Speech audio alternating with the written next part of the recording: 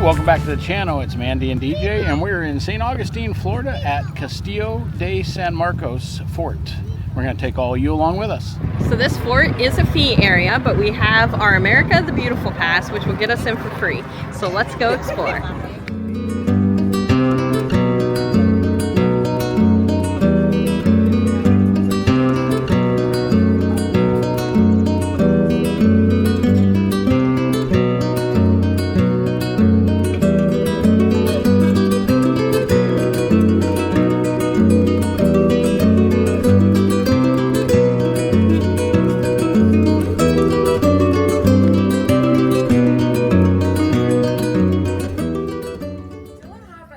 First stop, we're going to go to the visitor center and get our passport book stamped. So we already have this stamp, but we're going to do a second one with today's date on it. For those of you that don't know, this is a passport book, and what it is you can buy the stickers. I'll show you that in a second. And then when you visit the national park sites, you can come in and get a stamp to kind of mark that you were there. It's a neat little book, and also get a smaller book, and then these are the little stickers you can put in your book. The fort has a really nice gift shop, kinds of little trinkets, Jamestown glass.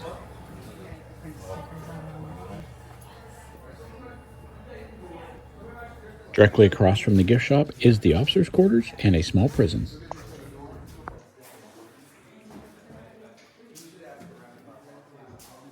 Small cell acted as the town jail for the Spanish and as a military jail under British occupation.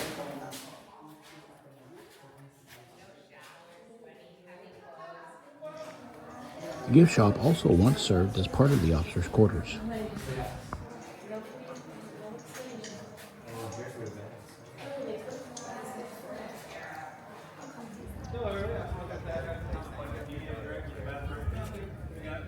So this is a tidal toilet. This colonial restroom had a twice daily natural flushing system. Incoming tides filled the pit with seawater, and outgoing tides flushed waste out into the bay.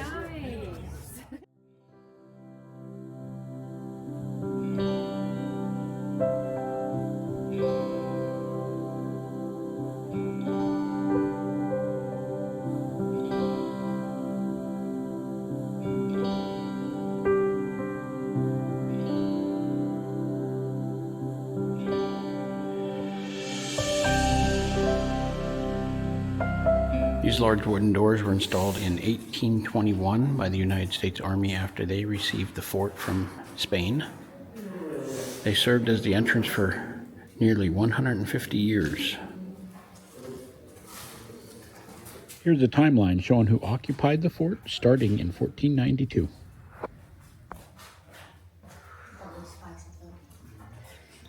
You see right in front of us, looks like an old door.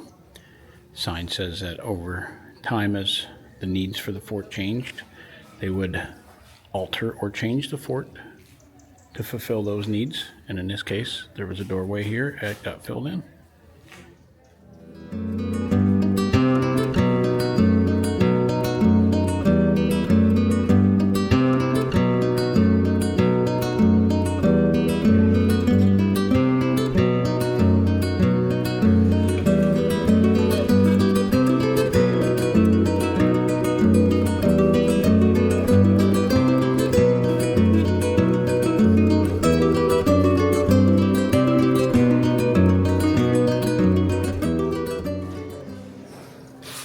And here is a piece of an 18-pounder iron cannon that was uncovered from the moat during the siege of 1702.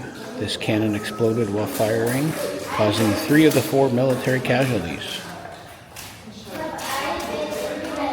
Here's a replica of the British era bunks that would have slept 4 soldiers, 2 on top, 2 on the bottom. These 4 men were considered messmates.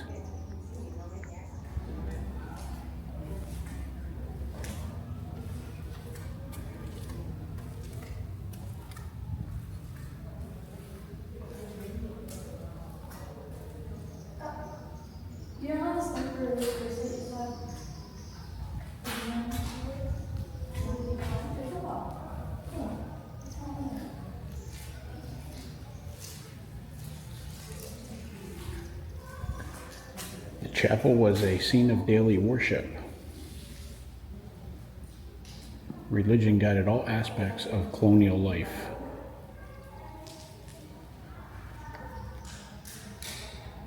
They know this area was used as a chapel because in the walls are the remnants of the holy water font.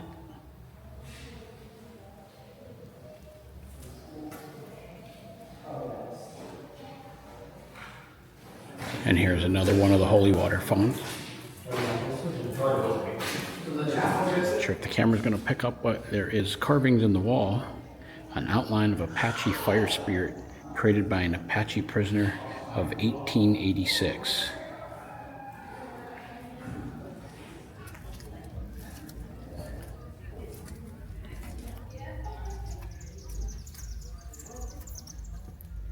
In the 18th century, Spanish military paid chests, important documents, and valuable consignments for shipping back to Spain were kept secure in this room. Also says during the 19th century, the U.S. Army used this room as a supply room.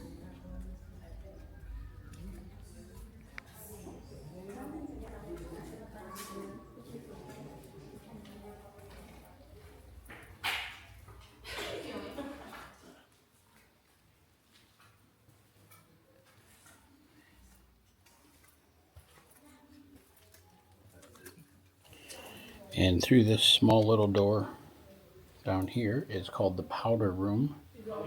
And you can enter the former powder magazine through the doorway. Built in 1675, it is one of the oldest rooms of the fort. It was originally built to store gunpowder, but soon proved too damp. Okay, so here we are in the powder room. Wasn't much to see and very little light in that room. Outside they have a couple cannon displays.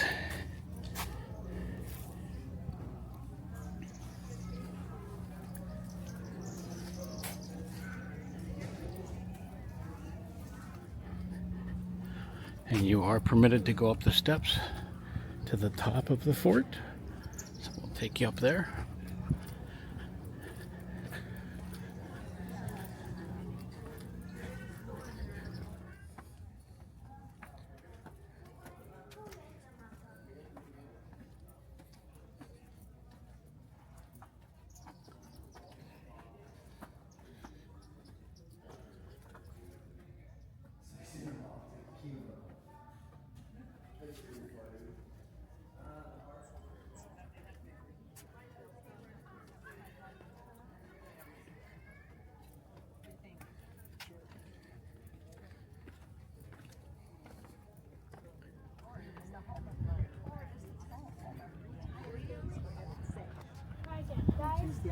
View from the top.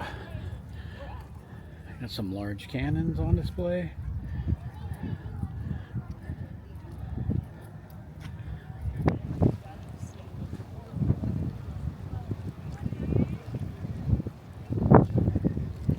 There they are.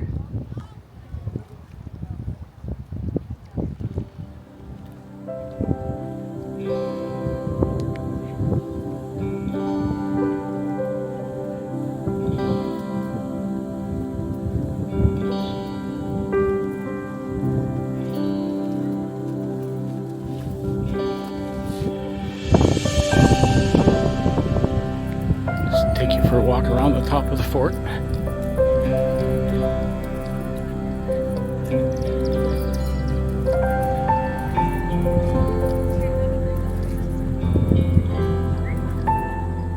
Spanish soldiers watched in horror as English troops set fire to their homes. They are helpless. The drawbridges are up. The soldiers, settlers, and their families are sheltered within the crowded fortress. Except for a few rooms to house the guards on duty, the fortress had no living quarters. During the nearly 2-month-long siege in 1702, the English failed to conquer the Castillo, but left St. Augustine in ashes. After the siege, the determined Spanish rebuilt their homes and added more defense to protect their town.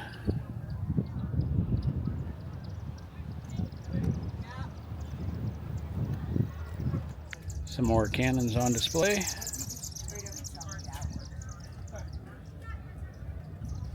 The Spanish built the star-shaped fort in late 1600s. The star design responded to the advent of a deadly new weapon, the cannon. The fort's complex shape meant a battery of cannons on the gun deck could create an interlocking field of fire.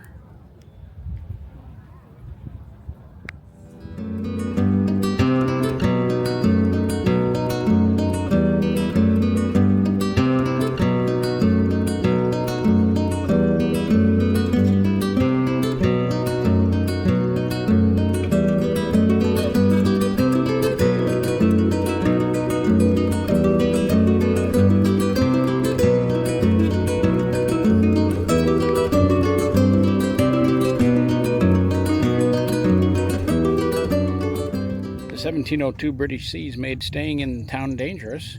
Townspeople moved into the fort for protection, bringing their livestock with them to utilize the dry moat. The moat was filled with water from 1938 to 1996, when the National Park Service drained it to reflect its original appearance.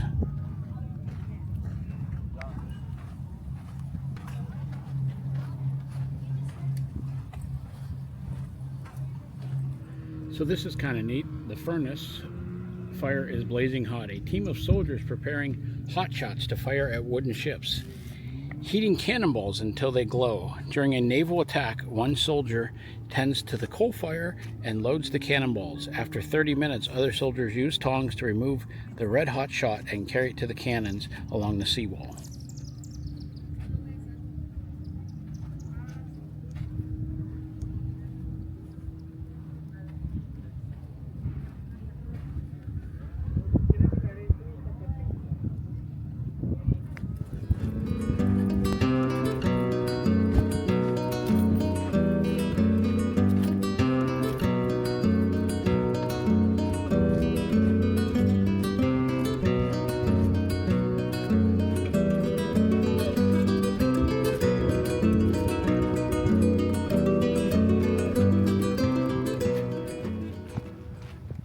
Thanks for watching, and if you enjoyed hanging out with us today, leave us a comment and tell us your favorite part of the fort.